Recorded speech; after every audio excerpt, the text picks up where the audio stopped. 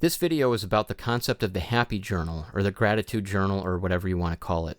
I learned this from Robert Gene Smith, the creator of Faster EFT, whose YouTube channel is Limbic Retraining, Neuroplastic Changes Faster EFT. Definitely go check him out if you haven't. I first started learning about Faster EFT about 10 years ago when I was training to become a practitioner, and it's one of the most life-changing things I've ever learned about. So my personal definition of the happy journal or the gratitude journal is as follows. It's a digital or physical journal where you physically write down positive experiences, memories, or fantasies you've had throughout the course of your day. Anything you experienced in your mind or body that made you feel good. Describe these things as they happened, how they made you feel, or both. Example, it was a beautiful day out today. The temperature and humidity were just perfect. I was in shorts and a t-shirt and took my friend's dog, who I've been watching, on a long walk. I could tell he was having a great time sniffing around and meeting up with the other dogs and their owners. When I took him back inside, I fed him. And it made me feel really good that I've had the opportunity to love him and take care of him and give him a safe space to live where he can enjoy himself and have his needs taken care of. So anyway, back to reality. I'm having some chronic health problems, and it created a very opportune time for me to make this video because I'm hyper-focused on my health problems. Now, the word hyper-focus is the key here. The definition of hyper-focus, according to the National Institutes of Health, is, quote, hyper-focus, broadly and anecdotally speaking, is a phenomenon that reflects one's complete absorption in a task to a point where a person appears to completely ignore or tune out everything else. It is generally reported to occur when a person is engaged in an activity that is particularly fun or interesting. End quote. Now, I would not consider chronic health problems to be something that is particularly fun or interesting. I really wouldn't. But that same definition applies 100%. Let's read it again. One's complete absorption in a task to a point where a person appears to completely ignore or tune out everything else. So they're saying positive things are the most common, but how many of us focus on the negative? And we know that's true. 100%. I would actually say most people are much more adept at focusing on the negative and noticing what's wrong and hyper-focusing on that instead of things that are fun or interesting. And here's a great example from my own life. I remember this clear as day. I remember going through a breakup years ago, and I was just gone. I remember I was at my friend's house, and how's this for hyper-focus? Everything else was drowned out. Super depersonalized. It's like nothing else existed. I remember just sitting back on the couch, and I was gone. And I was highly anxious. I mean, my heart's pounding, racing. I was totally gone. It was actually like the first time I ever smoked weed. It was actually hash, and these guys had me do like 6 heroic rips on this joint. It was horrible. It was absolutely horrible, but one of the highlights was I remember sitting there and they're like, get this dude a sandwich, get this dude a peanut butter sandwich, he needs some help. I don't know why that would help, but apparently, I mean, everyone was high, so it would make sense that a peanut butter sandwich would help somebody that's, freaking out from getting too high. So anyway, they bring me a peanut butter sandwich, and I remember I'm holding it, and same exact look on my face, same hyper-focus, right, on whatever was going on internally that I was distressed about. I was gone. Let me pretend this thing's a peanut butter sandwich, right? Let me put the cap on. I'm sitting here holding it like this, and I'm just...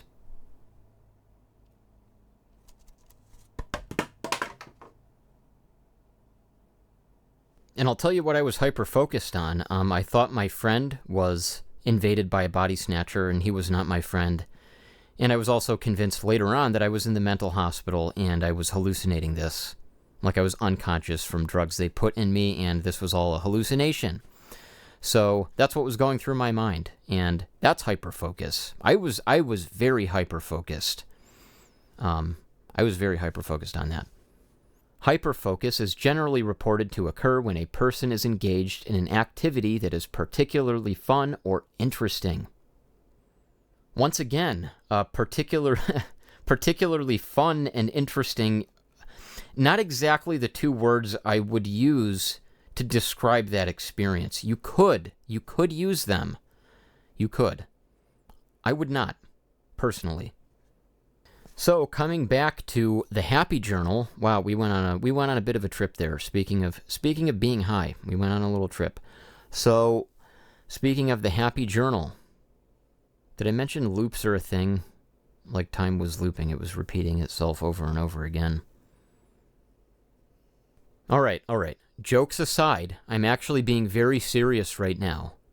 None of this was actually a tangent, and it's actually very important and very relevant to what this video is about, so pay attention. It actually all ties together. So, hyperfocus, loops, like a mental loop. So think about it like a closed circuit. You have hyperfocus on this particular thing, right? And you are stuck in a closed loop that keeps repeating itself, keeps repeating itself. And day to day, you find yourself focusing on the exact same thing. No matter what happens, it's always back to, for example, the chronic health conditions, the chronic pain. It could be regret. It could be a breakup. It could be somebody died. It could be a pet died. It could be anything at all. And there are no exceptions to this at all. It's a mechanism. It's just how it works. No exceptions. I could think of other conditions. Obsessive compulsive disorder, body dysmorphic disorder, sexual dysfunction, any condition, anything at all, physical, mental, emotional, it's irrelevant. They're all subject to this closed loop. You hyperfocus, and all that happens is it keeps repeating itself. You're stuck in a loop of awareness where all that you're seeing is what you're hyper-focusing on, day in and day out. Now again, I know I'm repeating this into the ground. Let me pull the definition back up. Hyperfocus is a phenomenon that reflects one's complete absorption in a task to a point where a person appears to completely ignore or tune out everything else. Now finally, we're going to get back to the Happy Journal. So this is where the Happy Journal comes in. So you're stuck in this loop, right? You're going around in this closed circuit repeatedly, just forever. Now, what the Happy Journal does is we're introducing a stop here, a breaking point, okay? In electronics, this is actually defined as an open circuit. Now, listen to this definition. This is from electrical4u.com. An open circuit is defined as an electric circuit in which current does not flow. Current can only flow in a circuit if it finds a continuous path, known as a closed circuit. If there's a break anywhere in the circuit, you have an open circuit, and current cannot flow. And I'm going to remind you that we are electrical beings at our core. So, from the principles of nerve cell communication, from again the National Institutes of Health, it reads as follows. 2 mechanisms have evolved to transmit nerve signals. First, within the cells, electrical signals are conveyed along the cell membrane. Second, for communication between cells, the electrical signals, generally, are converted into chemical signals conveyed by small messenger molecules called neurotransmitters. So the mechanism of this loop is not an abstract concept. This is real. This is a real electrical circuit that's running in your brain on a daily basis. So coming back to the concept of the Happy Journal, we're stuck in this negative feedback loop of hyperfocus on negative things. The Happy Journal comes in, and we're breaking that circuit. Now, my first bit of advice, and the most important bit, is just do it. Don't overthink it. I'm familiar with these concepts, and even now my brain is thinking, well, what am I going to say in the video? Like if we're going in a negative loop, does that mean that the goal is we have to go in a positive loop? Like now the goal is we have to rebuild the circuit and go in this loop of positive feelings, and you want to be feeling positive all the time, and if you train yourself, you're going to be just stop. Relax. calm down. All I'm asking of you, and all you have to ask of yourself, is this could literally start out with 30 seconds in a day or less. Write down one sentence once a day. That's it. All you have to worry about is you're stuck in this loop. You know you're obsessing. You have borderline personality disorder. You have body dysmorphic disorder. You're suicidal. You have a personality disorder. Whatever it is, chronic health problems. You have this going in a circle. All you're doing is stop. 5 seconds in a day. However long it takes you to write down one thing. That's all it is. It could be once a day you're doing this. You could start out once a day for 5 seconds. That's it. If that's all you can manage, that's all you can expect of yourself, that's all you got to do. So the logistics of it are very, very simple. Only positive things that you've actually experienced during the day go into the happy journal. And memories and fantasies count as an experience you've actually had in real life during the day.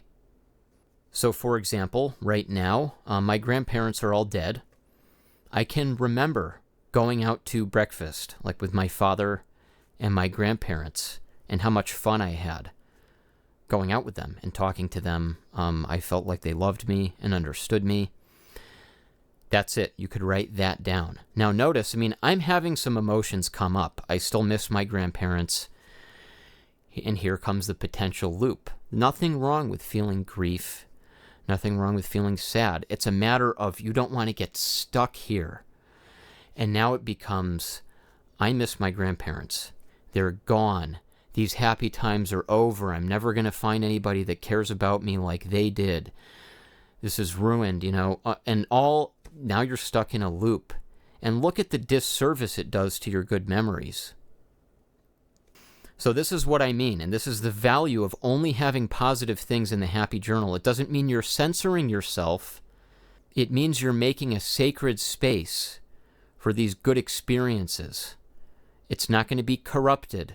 It doesn't matter if you have grief or sadness about the things that you're writing about, like they're not in your life anymore. It could have been you had a spouse that passed away, a parent that passed away, a pet that passed away, experiences that were enjoyable at the time that now you carry a lot of grief about. You want to separate them. Here's that closed loop of grief and everything else. We're breaking the circuit, and we're going to separate these experiences. So the happy journal is building up your ability to keep the positive experiences sacred, for lack of a better term. Or maybe it's the best term. I think of it as keeping it pure, sacred. And the happy journal is a literal manifestation of that goal, to separate and to keep sacred your positive experiences. So it's a physical manifestation, a physical document that exists in the real world where only these positive experiences are written down. Now, the effect that has on your brain is the same thing. You're training yourself to process emotions in a much more natural way. And what I mean by natural is, think about it. You have a positive experience. It feels really good. You're with someone you love. You're out getting breakfast or lunch or dinner, or you're going on a walk together. You're having a conversation and you feel good. It feels good. It's a good experience. So how natural is it when you think about it later, that experience that felt really good at the time, and now you think about it and it feels like it's hurting you? This person's gone. This person's not in my life anymore. Now I think about the good times we used to have, and it hurts. It hurts really bad. And then you get stuck in a loop. But it's not the good memories that are hurting you. They're separate things. Here are the good memories. Here's the negative loop. You're stuck over here, and you're thinking that these good memories are hurting you. It's really being stuck in this loop that is outside of those good memories that's actually hurting you. So in a way, you can think of it like I think of it with people and animals that I have loved that are dead. I think of it as honoring their memory and keeping them alive within my own body, heart, and soul, and really honoring their memory. By using these good memories, these good experiences, these gifts that they gave to me, which is, by the way, the whole reason I missed them in the first place, is because they had a positive influence. So take that positive influence, take the gifts that they give you and honor them by using the power that they have to break this circuit, to break this pattern of suffering. And all it requires is an interrupt. So in neurolinguistic programming, they call this a pattern interrupt. And also, shout out to my friend. For privacy reasons, I won't mention his name, but when I was about 18, over the phone, he introduced me to these concepts and guided me through this neurolinguistic programming session. He called it the good-bad collapse. And it's a very similar concept. And he introduced me to this idea that the good gets tangled up with the bad, and most people, until they learn these things, don't know how to untangle them. And they just get stuck in this cycle of negativity, and all of the good things they've experienced in their life get wrapped up with them. They become entangled together. So now you're deprived of your good memories, and your good memories, it has the illusion of feeling bad. So for example, like again, with my grandparents, for the longest time, it felt like it was all tangled up. The good memories didn't feel good because all I could remember was the way they died. In the case of my grandma, like something she said to me before dying that was rather disturbing. And I just got locked onto that, and now it just kind of nullified all of the good memories. But it doesn't actually nullify them. That's very important to remember. They just get tangled up. They just get tangled up, and once you learn how to untangle them, you'll start getting access to those good memories again. Once you separate the good from the bad, which is how they naturally were to begin with anyway. You have a good experience, something happens later that kind of corrupts your perception of that experience. So this is like a purification process.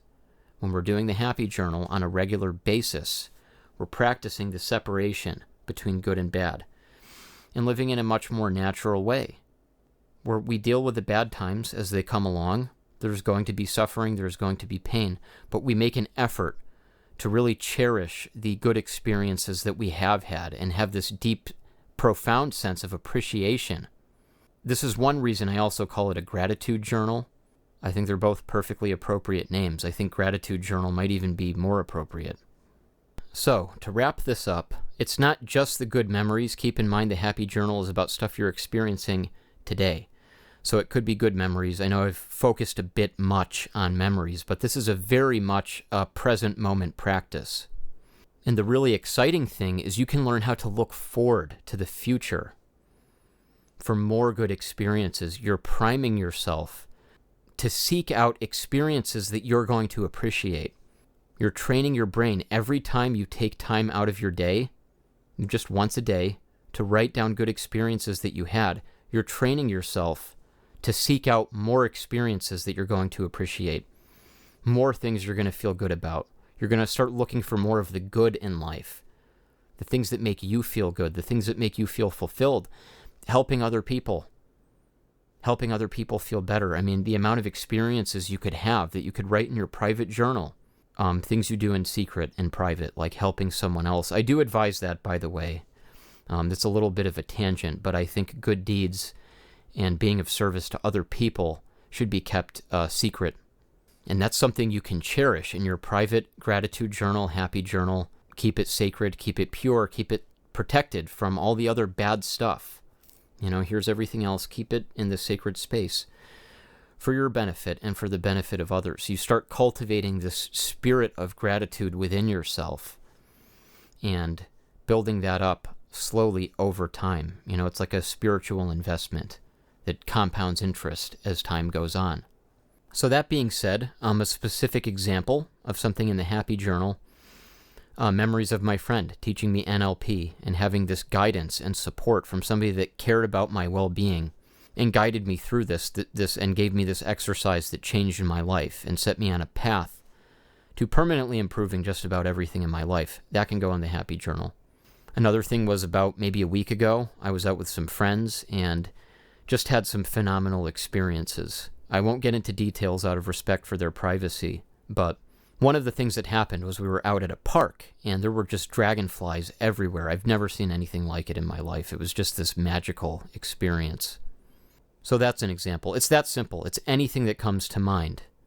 Just like that, just positive, just good experiences. Just write it down, and that's it for the day.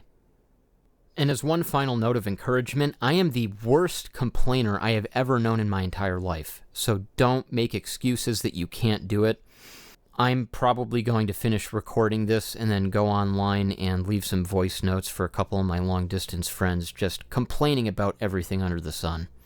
So, I am so far from perfect. I mean, I would say I'm much farther than most people. You know, like I could go on longer than time itself complaining. It's horrible. All right, so no excuses. If you can't do it every day, then just do it whenever you can remember. Just be regular about it. Regularity, commitment. Especially when you don't feel like doing it, then just do one sentence. I think it would be better to do one small sentence in a day than just to skip it altogether, so I'm going to try to hold myself to that. It's funny, I'm a very, very resistant, so I'm the one making this video about this concept, and my brain's freaking out, like, what do you mean to write down one sentence a day? I have to think about one thing a day that I felt good about. I mean, I'm doing terrible. I don't want to do that. And try to change your brain a little bit more every day. All right, well, that was a funny coincidence. Playback of another clip I had recorded started playing right as I was complaining about that, so maybe it's a sign. So, anyway, just give it your best shot and try to change your brain a little bit more every day.